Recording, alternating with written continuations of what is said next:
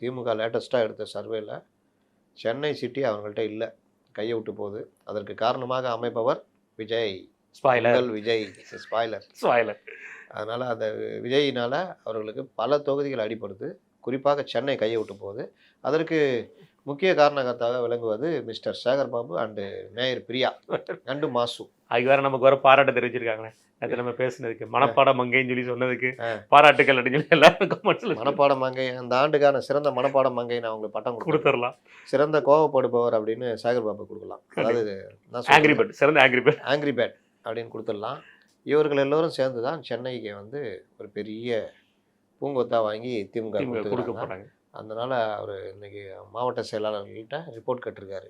அன்பு இவர் நம்ம உதயநிதி இருக்கிற காலம்லாம் வீட்டில் உட்காந்துட்டு படம் பார்த்துட்டு அப்படி இப்படி இருந்துட்டு உட்காந்து ரிப்போர்ட் கேட்டாருன்னா உங்களுக்கு என்ன மாதிரி வாய்ப்பு கிடைச்சிது? மாவட்டம் முழுதும் சுற்றுப்பயணம் செஞ்சு கட்சியை இன்னும் ஸ்பீடப் பண்ணுற வேலை பண்ணால் உங்களுக்கு கலை நிலவரம் தெரியும்.